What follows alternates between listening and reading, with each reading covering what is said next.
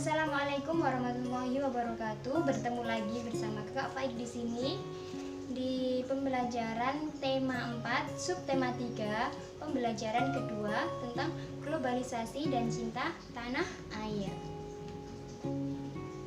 Oke, sebelum mengawali pembelajaran pada pagi hari ini, alangkah baiknya kita awali dengan bacaan basmalah bersama-sama. Bismillahirrahmanirrahim. Nah, oke. Di pembelajaran daring pada pagi hari ini, diharapkan kalian setelah membaca teks informasi yang kakak tayangkan, nanti siswa mampu mengidentifikasi pentingnya sikap positif dalam hal keberagaman ekonomi dengan benar. Setelah itu, siswa mampu menuliskan sikap-sikap positif dan tindakan yang dilakukan dalam keberagaman ekonomi dan dengan benar. Nah, kemudian setelah mengamati gambar brosur, siswa mampu menyebutkan syarat-syarat pembuatan poster dengan benar dan tepat. Oke. Globalisasi bermaksudnya itu berpikir global, kemudian bertindak lokal. Apa makna dari pertanyaan tersebut?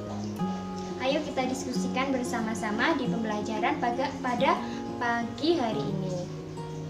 Nah, sikap positif dari keberagaman ekonomi. Keberagaman ekonomi yang ada merupakan anugerah dari Sang Maha Kuasa yang kita harus mensyukurinya. Dengan adanya keberagaman ekonomi bisa memenuhi kebutuhan masyarakat. Bayangkan saja, jika hanya ada satu macam kegiatan ekonomi, pasti Indonesia bisa memiliki kesulitan dalam memenuhi kebutuhan ekonominya. Kebutuhan kita sulit dipenuhi, maka kesejahteraan rakyat sulit untuk ditingkatkan.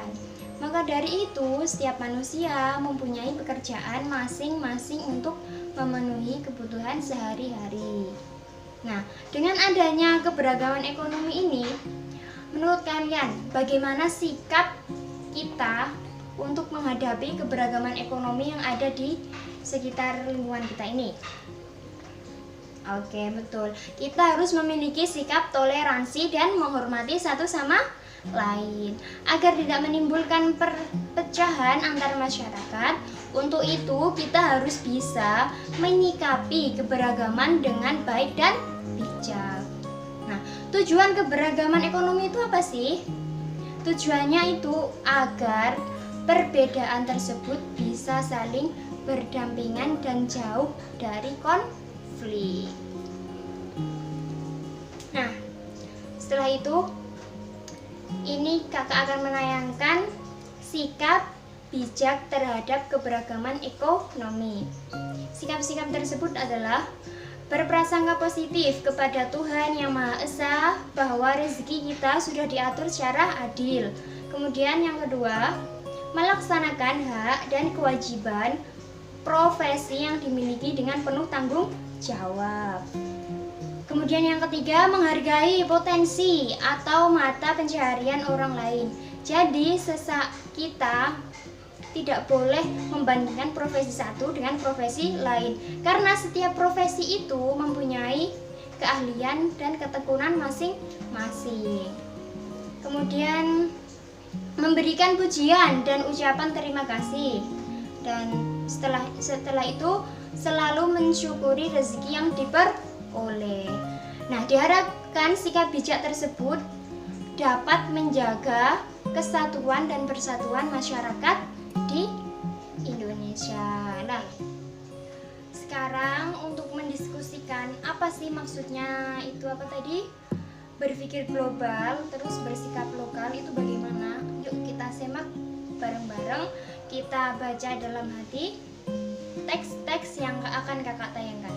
Yang pertama adalah yuk cintai buah dalam negeri. Kemudian teks yang kedua adalah jangan lupakan pasar tradisional. Kemudian teks yang ketiga adalah mari gunakan produk dalam negeri. Nah, setelah kalian membaca teks-teks tersebut, Mari kita ulas, ayo kita bahas bareng-bareng contoh berpikir global dan bertindak lokal.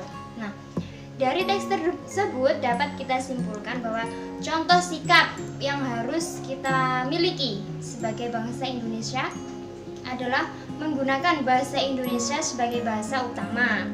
Kemudian melestarikan seni tradisional Indonesia, mencintai produk dalam negeri, kemudian menggunakan pakaian yang sopan karena mayoritas di Indonesia ini adalah berkeagamaan Muslim. Kemudian bersikap ramah terhadap sesama.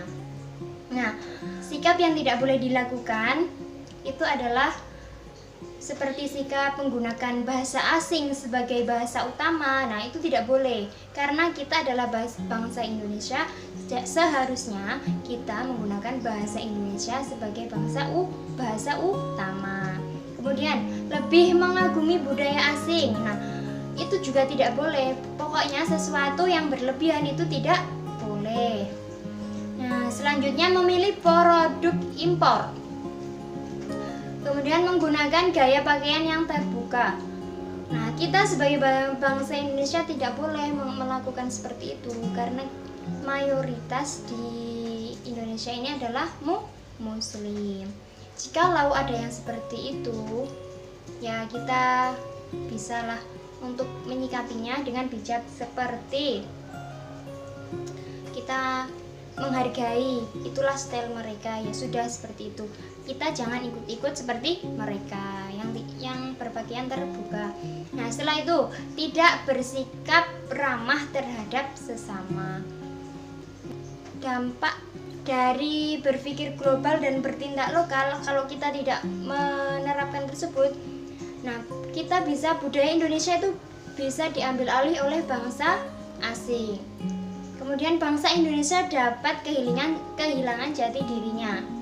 Nah, dari sikap-sikap tersebut dapat kita simpulkan bahwa berpikir global, bertindak lokal itu adalah bersikap terbuka terhadap perkembangan dunia, open minded, namun tidak melupakan budaya kita sendiri. Seperti itu. Nah, setelah kalian mendiskusikan tersebut ya, tentang apa tadi berpikir global terus bertindak lokal, mari kita simak brosur-brosur yang akan kakak tayangkan di samping ini. Kalian amati ya. Oke. Nah, brosur itu apa sih? Brosur apa yang dimaksud dengan brosur? Brosur itu adalah salah satu media yang digunakan untuk mengirim promosi atau informasi. Nah, biasanya ini brosur berfungsi untuk memberikan informasi produk kepada pelanggan potensial. Umumnya brosur dalam bentuk lembaran kertas berisi garis, kata-kata dan informasi tentang suatu produk serta beberapa gambar pendukung. Nah, adapun syarat-syarat brosur. Syarat brosur yang pertama adalah judul. Judul yang terdapat dalam brosur berukuran besar dan mudah terbaca oleh pembaca. Kemudian tulisan yang ada di dalam brosur itu jelas, mudah terbaca dan singkat dan dapat dipahami. Kemudian gambar yang ada di brosur. Gambar yang ada di dalam brosur berkaitan dengan isi atau topik yang akan diinformasikan. Kemudian ketepatan pemilihan brosur, maksudnya ketepatan warna antara tulisan dan backgroundnya itu harus tepat. Dan yang terakhir adalah ukuran brosur, tidak lebih dari ketentuan yang ada. Biasanya brosurnya itu berukuran kertas 5A, itu kira-kira 14,8 cm dikali 21,1 cm. Oke, nah ini adalah contoh-contoh brosur yang simple dan mudah untuk digunakan atau dibuat. Nah, dari pembelajaran pada pagi hari ini kalian sudah belajar apa saja tadi? Sikap yang bijak dalam menyikapi keberagaman ekonomi. Kemudian bisa menyebutkan syarat-syarat dalam pembuatan brosur. Oke. Sekian pembelajaran yang dapat kakak sampaikan, kurang lebihnya mohon maaf. Semoga bermanfaat bagi kalian dan bagi kakak. Wassalamualaikum warahmatullahi wabarakatuh.